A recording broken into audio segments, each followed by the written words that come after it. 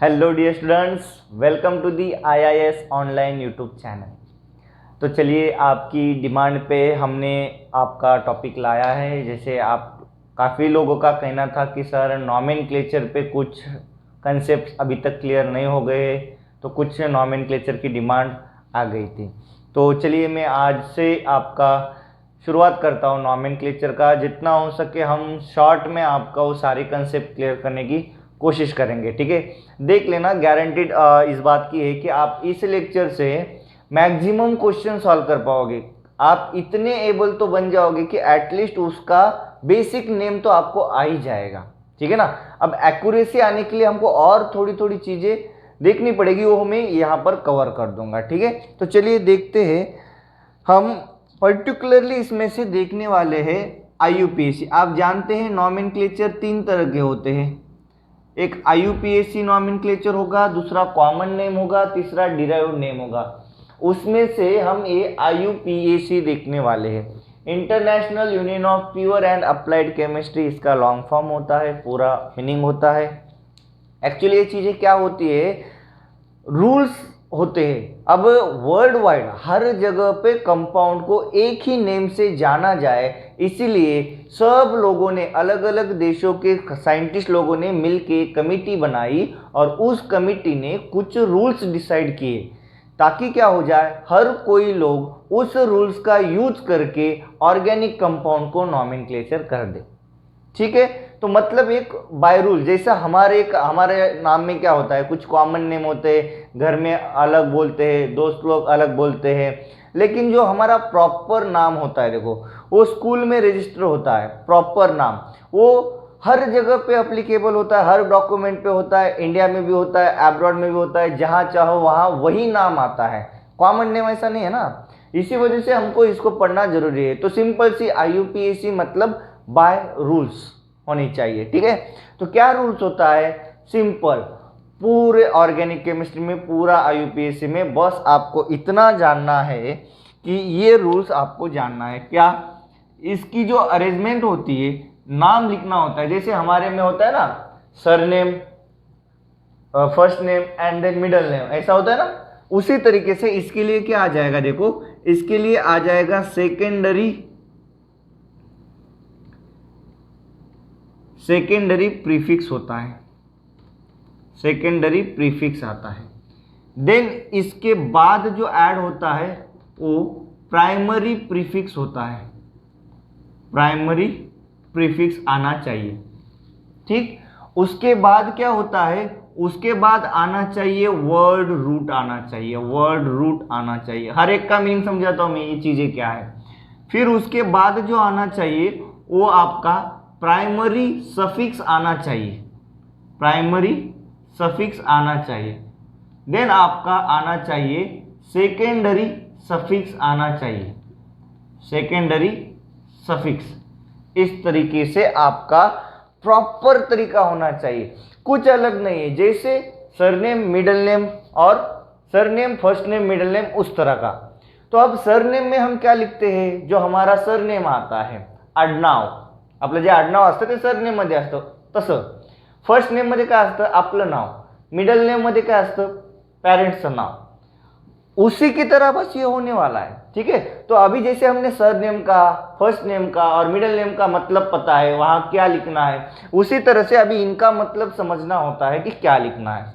तो ध्यान दीजिए, जो ये सेकेंडरी प्रीफिक्स इंडिकेट करता है, तो अगर आपके कंपाउंड में, दिए गए कंपाउंड में कहीं सब्स्टिट्यूएंट है, साइड चेन है, अलग अलग फंक्शनल ग्रुप है, ठीक है ना, तो क्या होता है, इसका यूज किया जाता है। तो हम इसको सिंपल कह सकते हैं कि अगर सब्स्टिट्यूएंट है, सब्स्टिट्यूएंट और साइड चेन, साइड चेन ये होना चाहिए। ये सबसे पहले आएगा भाई, किसी भी नाम में सबसे पहले हम मेंशन करते हैं साइड चेन के बारे में, एक्स्ट्रा फंक्शनल ग्रुप के बारे में, या सब्स्टिट्यूएंट जो एक्ट करेगा उसके बारे में सबसे पहले मेंशन करते हैं। फिर उसके बाद क्या करते हैं, अगर कंपाउंड आपका साइक्लिक है तो यहां मेंशन करना है, साइक्लिक नहीं तो प्राइमरी प्रीफिक्स का कोई यूज नहीं है, ये यूज ही नहीं करना है, डायरेक्टली नाम में रखना ही नहीं है, ठीक है ना। तो अगर साइक्लिक है तो आपको क्या यूज करना है, आपको साइक्लो इस तरह का प्रीफिक्स यूज करना है, इसको प्राइमरी प्रीफिक्स कहा जाता है। सब्स्टिट्यूएंट भी है, साइक्लिक है तो सबसे पहले सब्स्टिट्यूएंट लिखो फिर साइक्लो लिखो, यहां तक ठीक। अब ये वाला जो पोर्शन है देखना भाई, इसके बिना किसी का कोई नाम ही नहीं हो सकता। ये तो चलो मानो हो भी सकता है नहीं भी हो सकता है, लेकिन ये होना ही चाहिए, इसके बिना कोई नाम ही नहीं होता। वर्ड रूट मस्ट है, यानी सबसे पहले आपको टारगेट आना चाहिए, इसके बारे में समझ में आना चाहिए, ठीक है ना। तो आप किसी भी कंपाउंड का नॉमेनक्लेचर कर सकते। तो वर्ड रूट मतलब आपको क्या आना चाहिए, ये क्या इंफॉर्मेशन देता है, ये इंफॉर्मेशन देता है about number of carbon atom, कि जो आपको कंपाउंड दिया गया है जिसका नॉमेनक्लेचर करना है उसमें कितने नंबर के कार्बन एटम प्रेजेंट है ना। ऐसा झिकझैक दिखाया जाता है बॉन्ड लाइन, उसमें नंबर ऑफ कार्बन काउंट करने होते हैं, ये मेन होता है। अब कितने कार्बन को क्या नेम होता है मैं अभी आपको बता देता हूं, ठीक, थोड़ी देर में रुको जरा। ये जो है प्राइमरी सफिक्स कब, अब देखना इसके साथ साथ जैसे ये कंपलसरी है ये भी कंपलसरी है, लेकिन इसमें ऑप्शन है, एक हो सकता है, दो हो सकता है, तीन हो सकता है, ऐसे ऑप्शन है, लेकिन ये भी कंपलसरी होता है, इसके साथ ये होना ही चाहिए।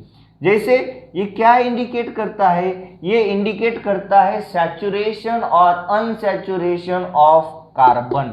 ये जो कार्बन है क्या वो सैचुरेटेड है या अनसैचुरेटेड। सैचुरेटेड का मतलब क्या, ओनली सिंगल बॉन्डेड। अनसैचुरेशन का मतलब क्या, मल्टीपल बॉन्डेड, डबल और ट्रिपल बॉन्डेड। तो अगर सिंगल बॉन्डेड है तो सफिक्स आता है ANE, हम अल्केन के लिए यूज करते हैं। अगर डबल बॉन्डेड रहता है तो उसके लिए यूज करना है ENE। अगर ट्रिपल बॉन्डेड के लिए होता है तो यूज करना है YNE, ठीक है। तो ये दोनों तो भाई हर नाम में रहेंगे ही रहेंगे, तो आपको एटलीस्ट इतना आना चाहिए। First thing, number of carbon count करने आनी चाहिए, और कितने नंबर का कार्बन को क्या नाम है ये आना ही चाहिए, है ना, सिंपल। और दूसरा, ये सिंगल बॉन्डेड है तो ENE, डबल है तो ENE, ट्रिपल है तो YNE आना ही चाहिए, ठीक। अगर मान लो डबल और ट्रिपल है तब क्या आ जाएगा, इनाइन आ जाएगा। अब इससे ज्यादा तो कुछ होगा ही नहीं ना, खत्म, इससे ज्यादा कुछ नहीं होगा।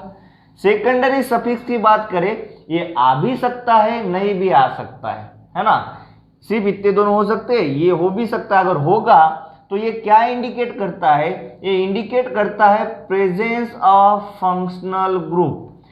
हमने फंक्शनल ग्रुप आपको पता होना चाहिए। फंक्शनल ग्रुप क्या मतलब क्या होता है, ग्रुप और atom of group which have characteristic properties या which shows characteristic properties of family.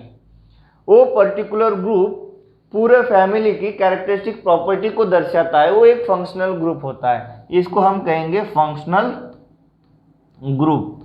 इसके बारे में बताता है, ये आपके माइंड में छप जाना चाहिए, इतना छप जाना चाहिए, ठीक है भाई।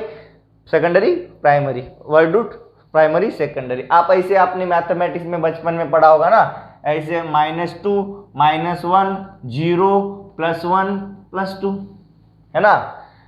पहले जो आता है पहला P, सेकेंडरी दूसरा आता है सेकेंडरी सफिक्स।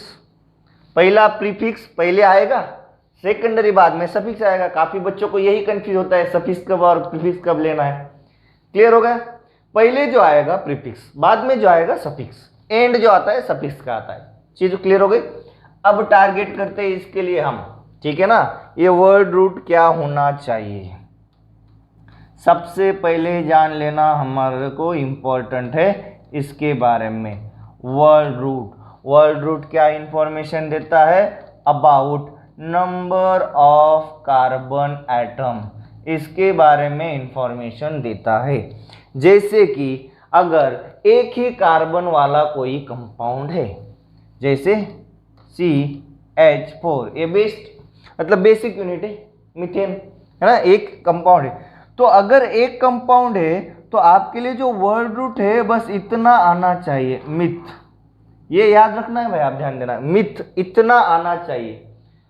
अगर ये सिंगल बॉन्डेड से है मिथ, एक कार्बन जो मान लो हाइड्रोजन नहीं, कोई भी रहने दो, कोई भी, लेकिन क्या है ऐसा सिंगल बॉन्डेड से है, तो एक कार्बन के लिए मिथ और ये सिंगल बॉन्ड है, इसीलिए क्या आ जाएगा ANE। ठीक है ना। तो पहले तो हम वर्ड रूट दिख रहे हैं तो इसको मैं ऐसा लिख सकता हूं, नंबर ऑफ कार्बन 1 है इसीलिए क्या आना चाहिए मिथ। अगर नंबर ऑफ कार्बन 2 है तो इसके लिए क्या आना चाहिए, इथ आना चाहिए। नंबर ऑफ कार्बन अपने पास 3 है तो इसको क्या दिखना चाहिए, प्रोप आना चाहिए। नंबर ऑफ कार्बन 4, 1 2 3 4, तो इसके लिए आना चाहिए ब्यूट। अगर नंबर ऑफ कार्बन 1 2 3 4 5, तो आना चाहिए क्या, पेंट। एटलीस्ट शुरुआत यहाँ से करना है। अगर आपको कुछ याद रखना है तो ये याद रखना है। यहाँ पर करते हैं, 1 carbon 2 carbon 3 carbon 4 carbon 5 carbon 6 carbon, तो आएगा क्या, हेक्स। अगर 7 कार्बन है तो आएगा क्या, हेप्ट। अगर 8 कार्बन है तो आएगा क्या, ऑक्ट। 9 कार्बन है आएगा क्या, नोन। और अगर 10 कार्बन है तो आएगा डेक। 11 अनडेक आएगा, 12 डोडेक आएगा और सो मैनी, ऐसे काफी सारे हैं। ठीक है ना। अभी तक फिलहाल के आपको 10 कार्बन तक भी आ गया तो आप ऑलमोस्ट मैं कह सकता हूं 90% नॉमेनक्लेचर का क्वेश्चन सॉल्व कर पाओगे। ठीक है ना, अगर इतना आपने याद रख लिया। क्लियर है क्या भाई। स्क्रीनशॉट ले लो या लिखना चाहते हो तो इतना लिखो कि ये चीज याद रखने की है बस। ठीक,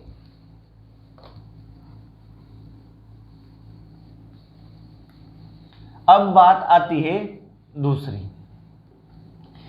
नंबर ऑफ कार्बन तो हमको काउंट करने आ गए।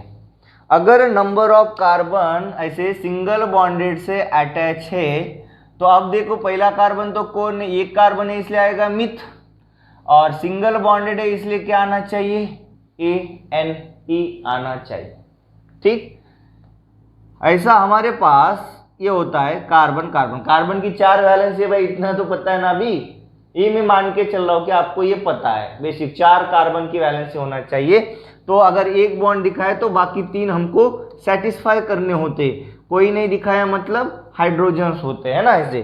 तो 2 कार्बन की वजह से क्या आ गया भाई, इथ आ गया, और ये हाइड्रोजन और ये सभी सिंगल बॉन्डेड से अटैच है इसलिए ANE आएगा। ठीक है।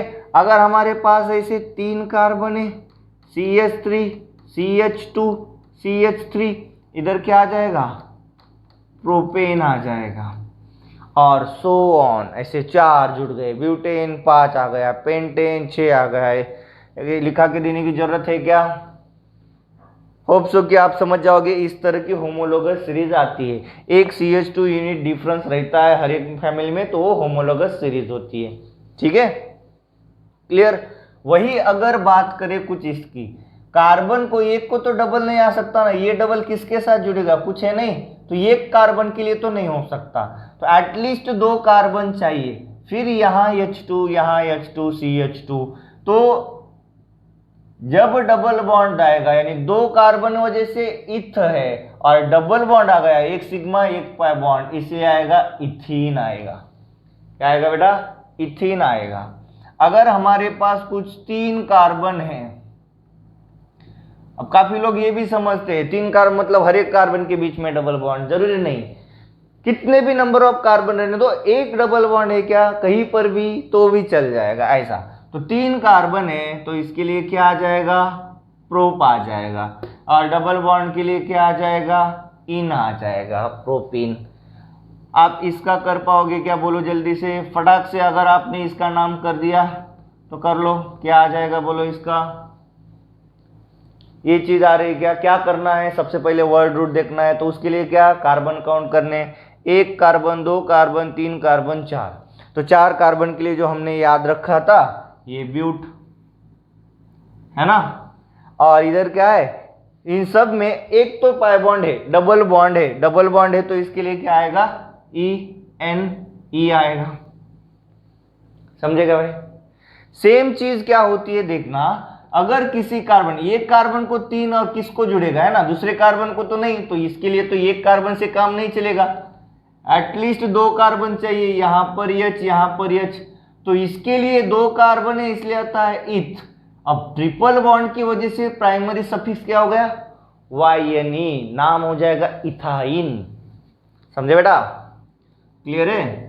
देखो CH3C triple bond CH, 3 carbon की वजह से प्रोप, और ये क्या आएगा, YNE। ठीक है? क्लियर हो रही चीजें?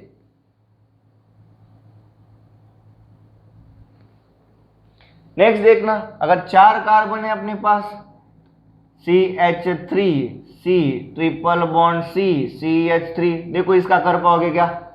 अगर मेरे आंसर बताने से पहले आपने कर लिया मतलब आपको चीज समझ में आ गई। क्या आएगा? हाँ सही बोला, 4 कार्बन है ना, 4 कार्बन मतलब आ जाएगा ब्यूट, इतना तो आना चाहिए। अब ANE ENE YNE देना है तो देखना है किसे भी एक ट्रिपल बॉन्ड है क्या, ट्रिपल बॉन्ड आएगा तो क्या आ जाएगा, YNE आ जाएगा। क्लियर हुई? बेसिक आइडिया समझा? चलो अब देखते हैं जरा सा आगे। रैंडमली मैं आपको कुछ पूछता हूं, बस आप उसका कर पाओगे क्या बता दो। रैंडमली आपको मैंने कुछ क्वेश्चंस देने हैं, चलो देखो।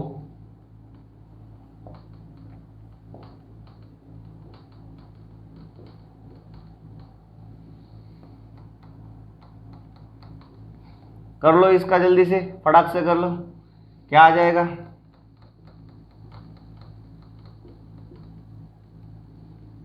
कर लो इसका, क्या आएगा बताओ।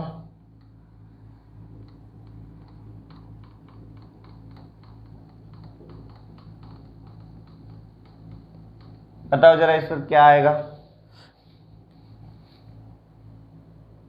अब इस तरह का क्वेश्चन दिया आपको, आपको नॉमेनक्लेचर करना है। आप देखो इसको ही क्या करते हैं, इसको जिगजैग फॉर्म में दिखाते हैं। बेटा देखना ये फॉर्म भी समझ लो जरा। अगर मैंने क्या किया, एक कार्बन, फिर ऐसा ऊपर गया 2 कार्बन, फिर नीचे आया, ऊपर गया नीचे आया, है ना, इस तरह से जिगजैग बोलते हैं वेव के फॉर्म में। तो जो भी टर्मिनल होता है उसको ये CH3 कंसिडर करना है। जो ऐसा बीच में, इसको 2 बॉन्ड है ना, मतलब ये CH2, फिर CH2, और फिर यहाँ पर कौन आएगा, CH3, ऐसे 3 CH2 है और 2 CH3 है, तो ये टर्मिनल वाले 2 CH3 हो गए, 1 2 3 CH2 हो गया। अगर आपको ऐसा नहीं दिया तो ऐसा देता है, तो सिंपल है, क्या दिक्कत है, पहचानना है। 1 कार्बन, 2 कार्बन, 3 कार्बन, 4 कार्बन, 5। अब 5 कार्बन के लिए वर्ड रूट इमेजिन करना है, याद करना है। 5 में P आता है यानी पेंट आएगा, है ना, पेंट। अब देखना है इसको मैं ANE ENE YNE बोलूं तो इसमें सभी सिंगल बॉन्डेड है, सिंगल बॉन्डेड है तो आपको इधर ANE हो गया बेटा इसका नाम, बस दोनों से ही हो गया, word root plus primary suffix, इससे ही आपका नॉमेनक्लेचर हो गया। इतना सिंपल है।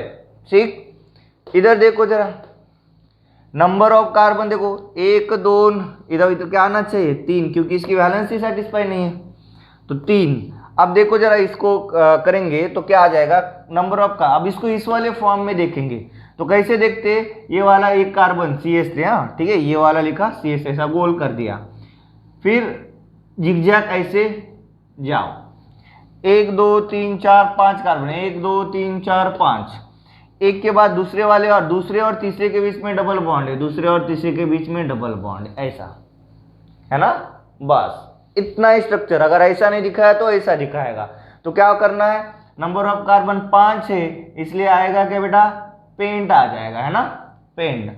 और इसमें एक डबल बॉन्ड है ना, डबल बॉन्ड है तो इसको क्या देंगे अभी हम, ENE देंगे, हो गया इसका नाम पेंटीन, हो गया। अगर डबल बॉन्ड की पोजीशन मेंशन करना है तो बस ये वाला 1 2, तो इधर क्या आ गया 2 पेंटीन। अब ये क्यों किया, कैसे किया, 2 को ही क्यों दिया, उधर से नंबर ही क्यों दिया, नहीं दिया, रूल से रूल्स बताता हूँ। फिलहाल इतना करो, पेंटीन, अगर ऐसा 2 लिखा जाता है तो 2 पोजीशन दिखाता है, फिलहाल इतना समझो। ये अब यहां पर भी 5 कार्बन देखो, पहला कार्बन ये टर्मिनल वाला देखो ये, और इसी को क्या है ट्रिपल बॉन्ड है, यानी यहाँ दूसरा कार्बन है, दूसरा ट्रिपल बॉन्ड के लिए 2 कार्बन हो गए ये और ये।